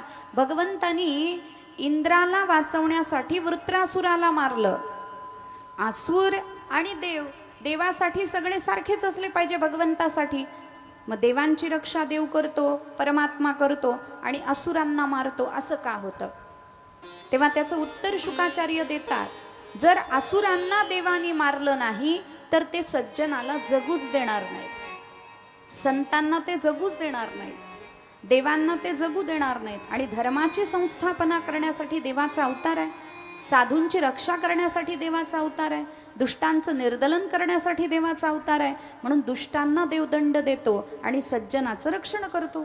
धर्माच्या पक्षानं देव उभे आहेत म्हणून देवाचं संरक्षण आहे, आणि अधर्माच्या पक्षानं जे उभे आहेत त्या असुरांचं निर्दलन आहे. पण एखादा असुर जर धर्माच्या पक्षानं उभा असेल तर भगवान त्याचं सुद्धा संरक्षण करतात. म्हणे कसं? प्रल्हाद असुर कुळामध्येच जन्माला आलेला होता, हिरण्याक्षाचा, हिरण्यकश्यपूचा तो पुत्र होता, तरी सुद्धा भगवंतानी त्याचं संरक्षण केलं. मग विचारलं परीक्षित राजांनी, मला ती कथा ऐकायची आहे. तेव्हा शुकाचार्य सांगायला लागले, राजा, हिरण्यकश्यपू नावाचा एक असुर होता, त्याचा मोठा भाऊ हिरण्याक्ष याला वराह भगवंतानी मारल्यानंतर हिरण्यकश्यपूनी ठरवलं आपण त्या विष्णूला मारून टाकायचं. म्हणून त्यानं 1000 वर्षाची तपश्चर्या केली. ब्रह्मदेवाला प्रसन्न करून घेतलं आणि वरदान मागितलं. यदि दास्य विमतान वरान मे वरदोत्तम भूतेभ्यस्त्वद्विसृष्टेभ्यो मृत्युर्मा भून् मम प्रभो नांतर बहिर्दिवानत्तम अन्यस्मादपि चायुधैः न भूमौ नांबरे मृत्युर्न नरैर न मृगैरपि. त्यानं मागून घेतलं ब्रह्मदेवाला, ब्रह्मदेवा, तुम्ही निर्माण केलेल्या कोणत्याही व्यक्तीपासून, प्राण्यापासून मला मृत्यू येऊ नये, मला आत मरण येऊ नये, बाहेर मरण येऊ नये, मला रात्री मरण येऊ नये, सकाळी मरण येऊ नये, मला अस्त्रानं मरण येऊ नये, मला शस्त्रानं मरण येऊ नये, मला मनुष्याकडून मरण येऊ नये, मला पशुकडून मरण येऊ नये, असं त्यानं मागून घेतलं. आणि ब्रह्मदेवाने तथास्तु वरदान दिलं. हिरण्यकश्यपूला वाटलं आपण अमर झालो. तिथून तो आला आणि पहिल्यांदा त्यानं गोशाळा बंद केल्या. जिथं जिथं गायीची सेवा होत होती ते बंद केलं. कारण देवतांना पुष्ट करणारी ही स्थानं आहेत, जिथं जिथं धर्मकार्य चालतं, जिथं यज्ञ चालतात, जिथं गोपालन चालतं, तिथं तिथं धर्माला बळ प्राप्त होत असतं. म्हणून धर्माला जिथं बळ प्राप्त होतं, देवतांचं बळ ज्याच्यामुळे वाढतं, ती स्थानं त्यांनी नष्ट करून टाकली. आणि मग सगळे साधू संत अस्वस्थ झाले. देवाची प्रार्थना केली त्यांनी. तेव्हा भगवंतांनी सांगितलं, हा हिरण्यकश्यपू जेव्हा माझ्या भक्ताला त्रास देईल तेव्हा मी प्रगट होईल. आणि त्या हिरण्यकश्यपूला 4 पुत्र होते. त्यातला सगळ्यात धाकटा प्रल्हाद होता. तो ब्राह्मण भक्त होता, सदाचरणी होता, सत्यप्रतिज्ञ होता, भगवंताचा परमप्रिय भक्त होता, अखंड नामस्मरण करणारा होता. आणि असा तो प्रल्हाद हिरण्यकश्यपूच्या कुळामध्ये वाढत होता. खेळणं बागडणं विसरून लहानपणीच भगवंताच्या ध्यानामध्ये तो रमून जात असे. त्या प्रल्हादाला जे शुक्राचार्यांचे पुत्र होते, षंड आणि अमर्क, त्यांच्याकडे शिकायला ठेवलं होतं. शुकाचार्य आणि शुक्राचार्य यामध्ये फरक आहे. शुकाचार्य ते आहेत जे परीक्षित राजाला भागवत सांगतायत, आणि शुक्राचार्य हे दैत्यांचे गुरु आहेत. बऱ्याच वेळा शुकाचार्य आणि शुक्राचार्य एकच होतात आणि वसुदेव आणि वासुदेव एकच होतात, म्हणून सांगावं लागतं. आणि मग त्या षंडामर्काकडे प्रल्हाद शिकायला होता. तेव्हा त्या प्रल्हादाला एके दिवशी हिरण्यकश्यपूनी बोलावून घेतलं आणि विचारलं, बाळ तुला काय आवडतं सांग बरं. तेव्हा हिरण्यकश्यपूच्या मांडीवर बसून निर्भयपणे प्रल्हाद सांगायला लागला, बाबा ऐका माणसानं काय करावं. तत्साधु मन्ये सुरवर्य देहिनां सदा समुद्विग्नधियां सद्ग्रहात् हित्वात्मपातं गृहमन्धकूपं वनं गतो य हरिमाश्रयेत. माणसानं मी आणि माझं सोडून द्यावं, कारण संसारातले प्राणी याच्यामुळेच उद्विग्न असतात. म्हणून बाबा वनामध्ये जावं आणि श्रीहरीचे चरण धरावे. आता आपल्याच मांडीवर बसून आपलंच पोरग शत्रूचं कौतुक करतोय, हे जेव्हा हिरण्यकश्यपूनी ऐकलं तो बोलायला लागला, बाळ असं बोलू नये बरं. देवाचं नाव घेणाऱ्याचं कुणाचंही कल्याण झालं नाही. षंडामर्कांना सांगितलं याच्यावर लक्ष द्या. पुन्हा काही दिवस गेले. पुन्हा हिरण्यकश्यपूनी प्रल्हादाला बोलवून घेतलं आणि प्रल्हादाला विचारलं, बोल बाळ माणसानं काय करावं. प्रल्हाद सांगायला लागला, श्रवणम कीर्तनम विष्णोः स्मरणम पादसेवनम अर्चनम वंदनम दास्यम सख्यमात्मनिवेदनम. माणसानं नवविधा प्रकारची भक्ती करावी बाबा. आता मात्र हिरण्यकश्यपू संतापला आणि बोलायला लागला, 1000 वेळा सांगितलंय त्या विष्णूचं नाव माझ्या समोर घेऊ नको म्हणून, पुन्हा पुन्हा सांगूनही तुला कळत नाही का.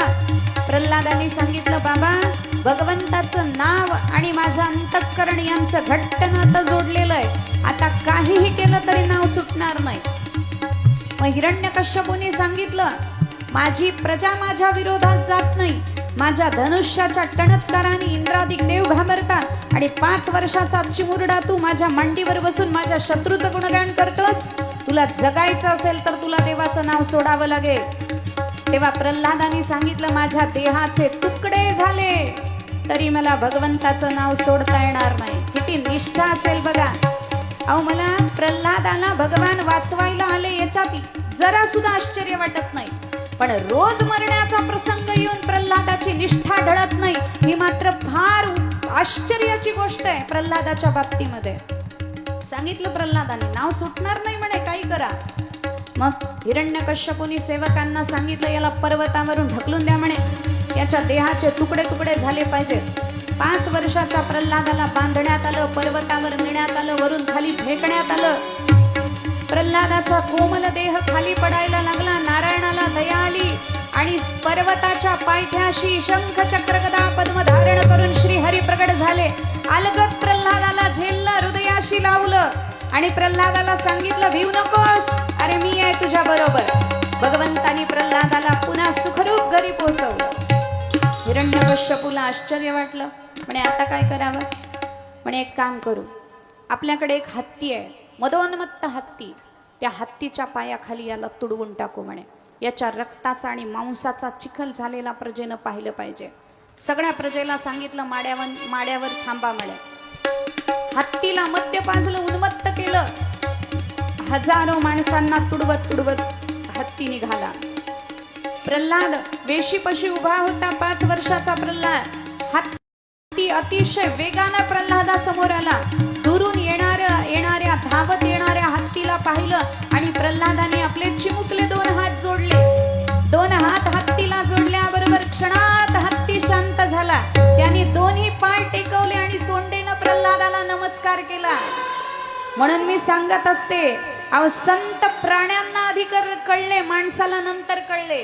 ज्ञानोबाराय रेड्याला आधी कळले, मग माणसाला समजले. लक्षात घ्या, रेडा झुकला ज्ञानोबारायांच्या चरणावर. जेव्हा मस्तकावर हात ठेवला, ज्ञानदेव म्हणे बोले रे ऋग्वेद, तेव्हा ऋग्वेद बोलायला लागला रेडा.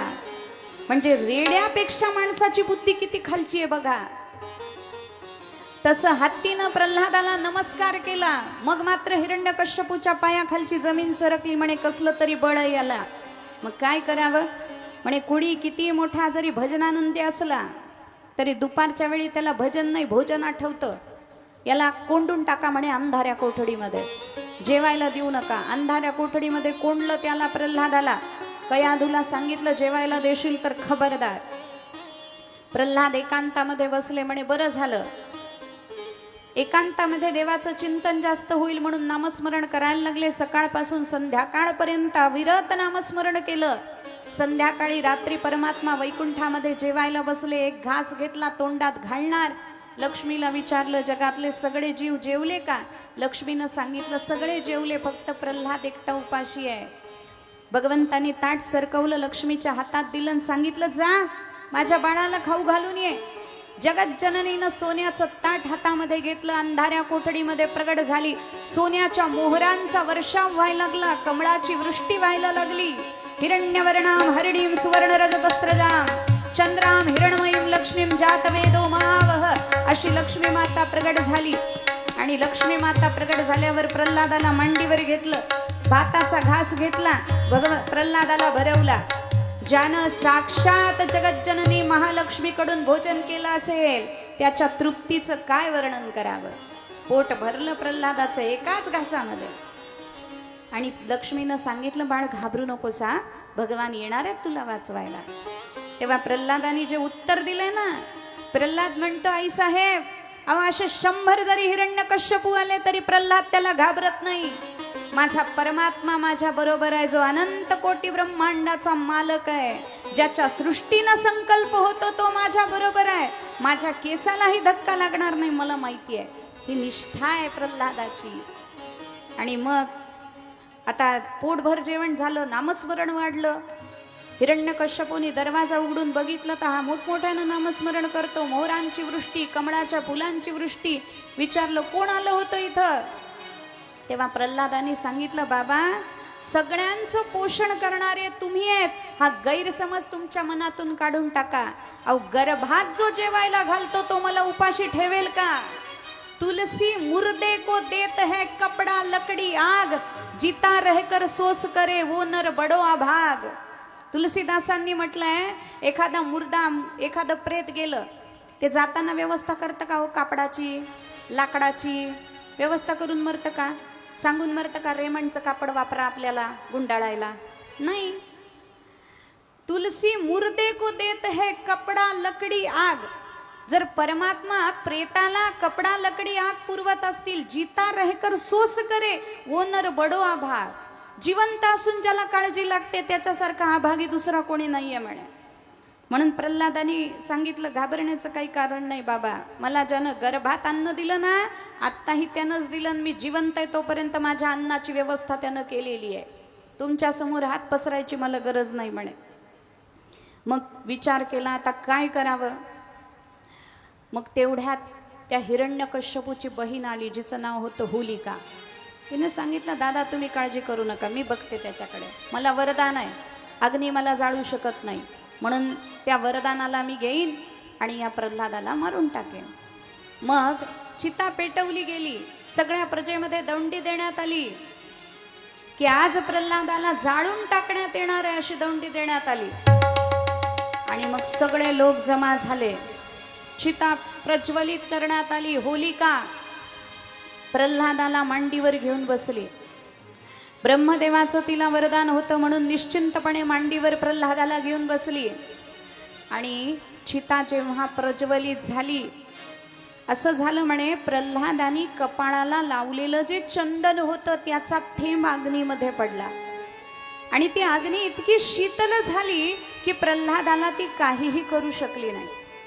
उलट एवढा मोठा वारा व्हायला लागला, एवढा मोठा वारा व्हायला लागला. ज्या होलिकेला वरदान होतं अग्नी तिला जाळू शकणार नाही, अग्नीनं सर्व शक्तीनिशी त्या होलिकेचा दाह करायला सुरुवात केली. होलिका जळायला लागली, किंचाळायला लागली, ओरडायला लागली. प्रल्हादाचं संरक्षण झालं, होलिका मात्र जळून भस्मसात झाली. आणि प्रल्हादाचं संरक्षण झाल्याबरोबर जे प्रल्हादाच्या बाजूचे होते, जे भक्त होते, त्यांनी प्रल्हादाला खांद्यावर घेतलं. ते नाचायला लागले, हरिनाम संकीर्तन करायला लागले. आणि जे हिरण्यकश्यपूच्या बाजूचे होते, ज्यांनी होलिकेला जळालेलं पाहिलं, त्यांनी मद्यपान करायला सुरुवात केली, शिव्या द्यायला सुरुवात केली. आजही ते हिरण्यकश्यपूचे वंशज धुलवडीला असंच काहीतरी करतात, शिव्या देतात, पितात. ते सगळे हिरण्यकश्यपूचे वंशज आहेत. आणि होळीला जे देवाचं नामस्मरण करतात ते सगळे प्रल्हादाचे वंशज आहेत. आता आपण कुठल्या पार्टीत जायचं आपण ठरवायचंय, लक्षात घ्या. होलिका भस्मसात झाली. मग विचारलं आता हिरण्यकश्यपूने षंडामर्कांना काय करावं. म्हणे थोडे दिवस वाट बघू. थोडे दिवस वाट बघितली. वरुण पाशामध्ये प्रल्हादाला बांधून टाकण्यात आलं.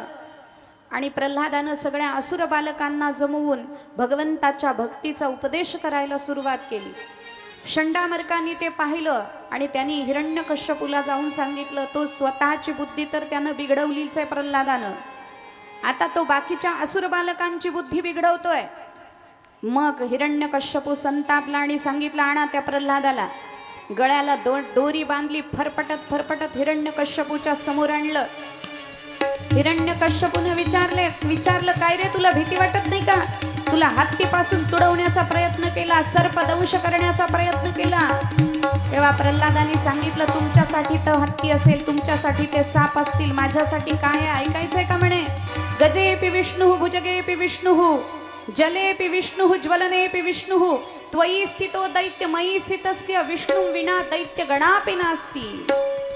म्हणे मला हत्तीमध्ये भगवान विष्णू दिसले, मला सर्पामध्ये भगवान विष्णू दिसले, मला जलामध्ये भगवान विष्णू दिसले, मला अग्नीमध्ये सुद्धा माझा परमात्मा दिसला. एवढंच नाही बाबा, तुमच्यामध्येही मला माझा परमात्मा दिसतो, माझ्यामध्येही मला माझा परमात्मा दिसतो. आणि माझ्या विष्णू शिवाय दैत्यगण सुद्धा नाहीये असा माझा विश्वास आहे. मग हिरण्यकश्यपूने विचारलं काय रे, एवढासा चिमुरडा तू, तुला माझी भीती वाटत नाही? कुणाचं बळ आहे तुला? तेव्हा त्यांनी सांगितलं गवताच्या काडीपासून ते ब्रह्मदेवापर्यंत सगळ्याला बळ देणारा माझा परमात्मा आहे. आता मात्र हिरण्यकश्यपू संतापला आणि म्हणाला 5 वर्षाचा बालक तू, जन्मल्यापासून ऐकतोय माझा भगवान, माझा भगवान. यस्त्वया मंद भाग्योक्तो मदन्यो जगदीश्वरः क्वासौ यदिस सर्वत्र कस्मात् स्तंभेन दृश्यते. जर तुझा परमात्मा सगळीकडे तर या खांबामध्ये का दिसत नाही? जेव्हा विचारण्यात आलं हिरण्यकश्यपूकडून, छोट्याशा प्रल्हादाने खांबाला नमस्कार केला आणि सांगितलं यातही माझा परमात्मा आहे, यातही माझा परमात्मा आहे. म्हटल्याबरोबर हिरण्यकश्यपूने खांबाला लाथ मारली. लाथ मारल्याबरोबर खांब दुभंगला आणि दुभंगल्याबरोबर गर्जना करत नरसिंह भगवान प्रगट झाले. स्तंभाभ्यंतर गर्भभाव व्यगत व्याख्यात तद्वैभवी य पांचानन पांचजन्य वपुषा व्यादिष्ट विश्वात्मतः प्रल्हादाभिहितार्थ तत्क्षण मिलत दृष्ट प्रमाणम हरिः सौव्याद शरदिंदु सुंदर तनु सिंहाद्री चूडामणी. भगवान खांबातून प्रगट झाले. हिरण्यकश्यपूला मांडीवर घेतलं आणि हिरण्यकश्यपूला उंबऱ्यावर नेलं आणि बोलायला लागले हिरण्यकश्यपू बोल, आठव तू काय काय मागितलं होतंस. मला सकाळी मरण येऊ नये, रात्री मरण येऊ नये, संध्याकाळची वेळ झालेली आहे. मला अस्त्रानं मरण येऊ नये, शस्त्रानं मरण येऊ नये, नखानी तुला फाडणार आहे. मी ना मनुष्य आहे ना पशु आहे, नरसिंह रूपानं प्रगटलेलो आहे. 12ही महिन्यामध्ये मला मरण येऊ नये असं मागितलं होतंस. 13वा अधिक महिना सुरू आहे म्हणे आणि तुला मी आता फाडणार आहे. परमात्म्याने आपली तीक्ष्ण नख त्याच्यामध्ये घातली आणि परमात्मा बोलायला लागले, माझ्या प्रल्हादाला त्रास देणाऱ्या तुझा मी नाश करतोय. तीक्ष्ण नख त्याच्या पोटामध्ये घातली, त्याची आतडी फाडून टाकली, त्याचं प्रेत फेकून दिलं. परमात्मा अतिशय संतापले होते, शांत होत नव्हते. सगळेजण भगवंताला म्हणतात, शांत व्हा देवा, शांत व्हा. भगवान शांत होत नाही. 33 कोटी देव ब्रह्मदेवाकडे गेले, ब्रह्मदेवाला सांगितलं तुम्ही शांत करा. ब्रह्मदेव म्हणाले आपली सत्ता चालणार नाही. लक्ष्मीला सांगितलं, लक्ष्मी आई साहेब तुम्ही देवाला शांत करा. लक्ष्मीनं सांगितलं मलाही शांत करता येणार नाही. मग सगळे प्रल्हादाकडे गेले आणि प्रल्हादाला सांगितलं, हे प्रल्हादजी तुम्ही भगवंताला शांत करा. प्रल्हादजींनी जाऊन भगवंताला साष्टांग नमस्कार केला. नमस्कार केल्याबरोबर रागावलेला संतापलेला परमात्मा क्षणामध्ये शांत झाला. प्रल्हादाला मांडीवर बसवून घेतलं आणि अतिशय लालन नरसिंह भगवान करायला लागले. अशा प्रेमळ नरसिंह भगवंताचं एकदा जोरात जय जयकार होऊ द्या. बोलिये नरसिंह भगवान की जय. आणि मग भगवान शांत झाल्यावर सगळेजण आरती करायला आले. कशी आरती झाली, लक्ष्मीनं सोन्याचं ताट घेतलं आणि 33 कोटी देवतांच्या स्त्रियांनी आपापल्या आरत्या सिद्ध केल्या. तिन्ही लोकांमध्ये आरत्या सिद्ध झाल्या आणि भगवान नरसिंहाची आरती व्हायला लागली. तडतडला स्तंभ गडगडिले गगन, धरणी होत आहे कंपायमान. कडकडली नक्षत्रे पडता ती जाण, उग्र रूपे प्रगटे तो सिंह वदन. जय देव जय देव जय देव जय देव जय नर हरिराया. आरती ओवाळू भावारती ओवाळू महाराज वर्या. जय देव जय देव. 21 स्वर्गे माळा डळमळली कैसी, ब्रह्म्याच्या वाटे अभिनव चित्तासी. चंद्र सूर्य दोन्ही लोपती आकाशी, कैलासी शंकर दचके मानसी. जय देव जय देव जय देव जय देव जय नर हरिराया. आरती ओवाळू भावारती ओवाळू महाराज. थरथरती जटा जिव्हा लळलळीत, तीक्ष्ण नखानी तो दैत्य विदारित. अर्धांगी कमल जा शिरछाया धरित, माधवदासा स्वामी नरहरी शोभत. जय देव जय देव जय देव जय देव जय नरहरी राया. आरती ओवाळू भावारती ओवाळू महाराज वर्या. जय देव जय देव. बोलिये नरसिंह भगवान की जय. श्री प्रल्हादजी महाराज की जय. हाके सरशी उडी घालोनी या स्तंभ भोडी, ऐसी कृपावंत कोण माझ्या विठाई वाचून. परमात्मा प्रगट झाले आणि भक्ताचं रक्षण परमात्म्याने केलं. नंतर प्रल्हादाने भगवंताची स्तुती केली. प्रल्हादाने देवाला सांगितलं, देवा माझ्या पित्याची दुर्गती होऊ नये. भगवान म्हणतात, भक्ताच्या 21 पिढ्यांचा मी उद्धार करतो, तू काळजी करू नकोस प्रल्हादा. आणि यानंतर या प्रल्हाद चरित्राला पूर्ण विराम दिला.